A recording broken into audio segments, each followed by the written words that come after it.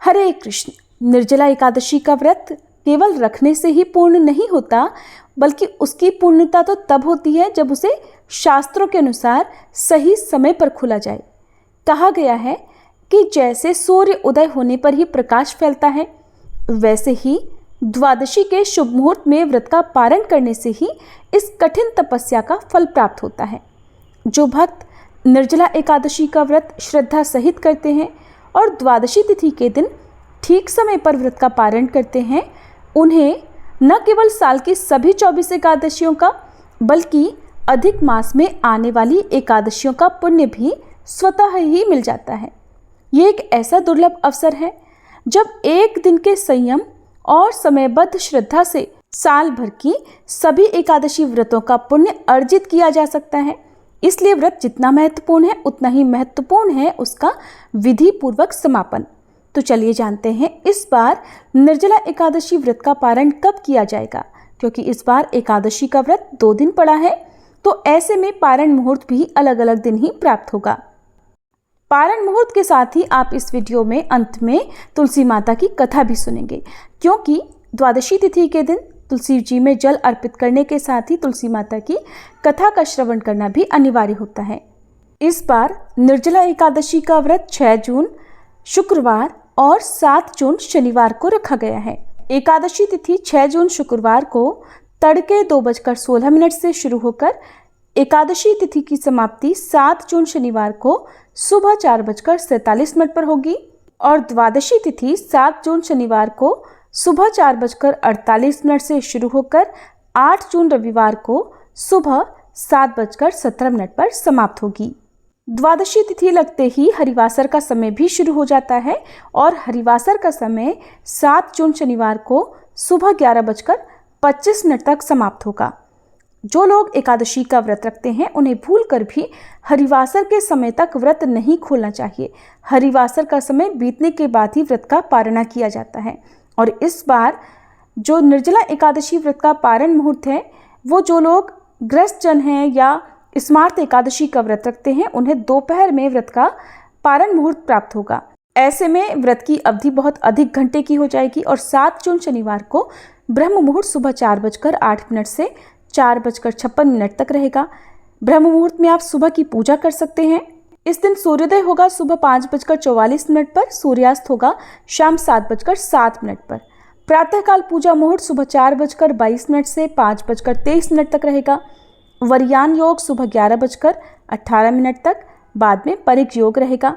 शाम की पूजा में गोधूली मुहूर्त शाम 7:16 से 7:36 तक रहेगा और इस दिन राहु काल सुबह 9 बजे से 10:30 बजे तक रहेगा।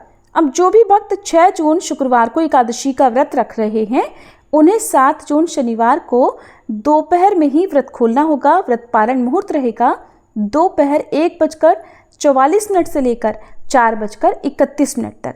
एक तो हरिवासर के समय व्रत नहीं खोला जाता, दूसरा सुबह 11 बजे से लेकर 1 बजे के बीच में भी व्रत का पारण नहीं किया जाता। इसलिए आपको केवल दोपहर में ही व्रत खोलना होगा। सुबह की पूजा आप पहले कर सकते हैं, लेकिन अन्न जल आपको इसी समय ग्रहण करना होगा। अब 8 जून रविवार को ब्रह्म मुहूर्त सुबह 4:08 से 4:56 तक रहेगा। इस दिन सूर्योदय होगा सुबह 5:44 पर, सूर्यास्त होगा शाम 7:07 पर। प्रातःकाल पूजा मुहूर्त सुबह 4:22 से लेकर 5:23 तक रहेगा। इस दिन स्वाति नक्षत्र दोपहर 12:42 तक रहेगा। राहु काल दोपहर 4:30 से शाम 6 बजे तक रहेगा। अब जो लोग 7 जून शनिवार को निर्जला एकादशी का व्रत रख रहे हैं, जो कि वैष्णव एकादशी है, पांडव निर्जला एकादशी है, तो उन्हें व्रत पारण करना होगा 8 जून रविवार को सुबह 5:23 से 7:17 के बीच में।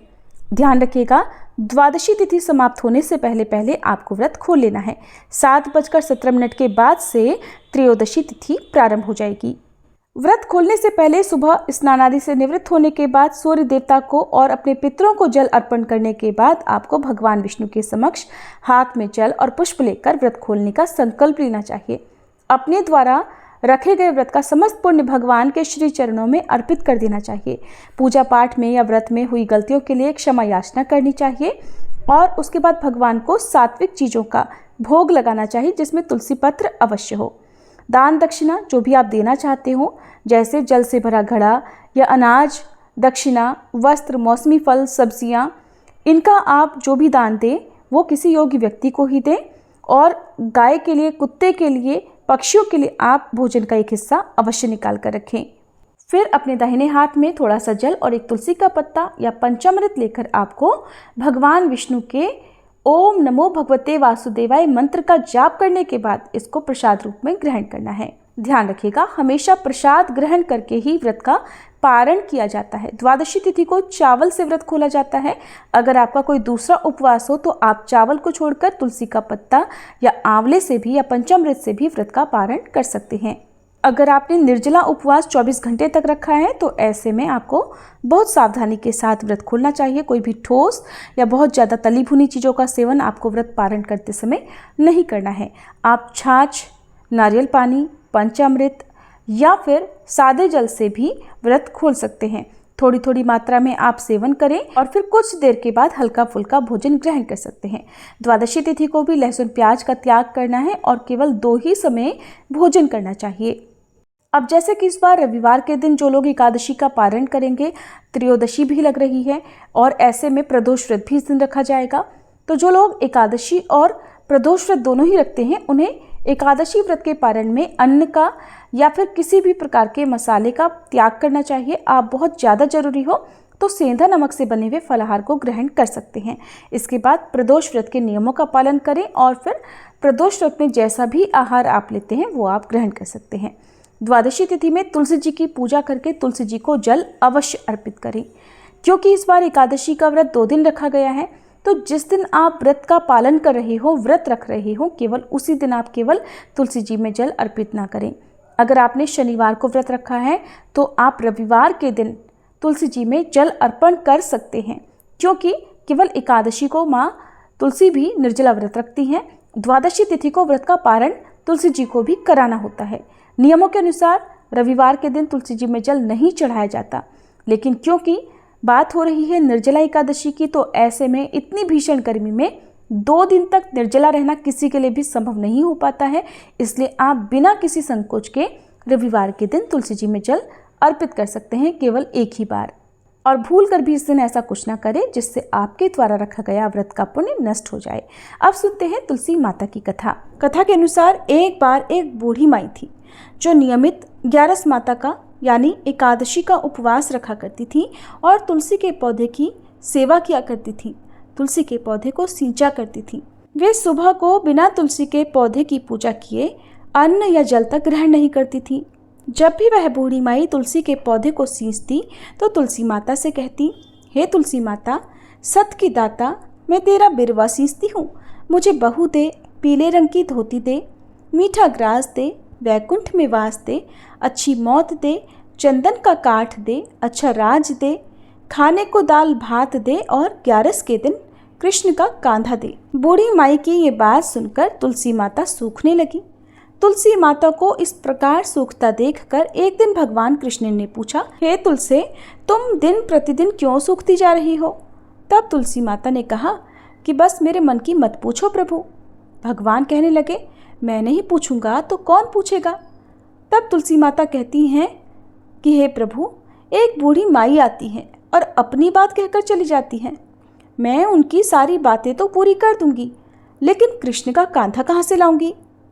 तब भगवान श्री कृष्ण बोले कि वो बूढ़ी माई मरेंगी तो मैं अपने आप ही कांधा देने आ जाऊंगा, तुम बूढ़ी माई से ये बात कह देना। और इसके कुछ समय बाद वह बूढ़ी माई मर गई। बूढ़ी माई के मरने पर सारा गांव इकट्ठा हो गया और उनका अंतिम समय आने पर जब उन्हें उठाने लगे तब तो वह बहुत भारी हो गई, जिससे वो किसी से उठाए ना उठ सकी। सभी कहने लगे, ये तो बहुत धर्मात्मा थी, बहुत संस्कारी थी, खूब पूजा पाठ करती थी, कोई पाप तक इन्होंने नहीं किया, फिर ये इतनी भारी कैसे हो गई? तभी बूढ़े ब्राह्मण के भेष में वहाँ भगवान श्री कृष्ण आए और कहने लगे, ये भीड़ कैसी है? तब गांव वाले बोले कि एक बूढ़ी माई मर गई है और आज एकादशी का दिन है।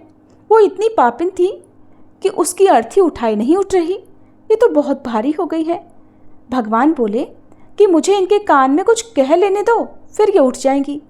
तब भगवान श्री कृष्ण बूढ़ी माई के पास गए और चुपके से उनके कान में कहा, हे बूढ़ी माई, तू अपने मन की कर ले, पीताम्बर की धोती ले, मीठा मीठा ग्रास ले, वैकुंठ में वास ले, चटक की चाल ले, चंदन का काठ ले, झालर की झनकार ले, दाल भात को जीम और श्री कृष्ण का कांधा ले। भगवान की सारी बातें सुनकर बूढ़ी माई तो हल्की हो गई और तब भगवान कृष्ण उन्हें अपने कांधे पर लेकर गए। इस प्रकार बूढ़ी माई को मुक्ति मिल गई और वह वैकुंठ लोक को चली गई। हे तुलसी माते, जैसे आपने उन बूढ़ी माई को मुक्ति दी, ऐसे ही सभी को मुक्ति देना। जैसे भगवान कृष्ण ने उन्हें कांधा दिया, वैसा ही हम सबको भी देना। प्रेम से बोलिए, श्री कृष्ण भगवान की जय, तुलसी माता की जय।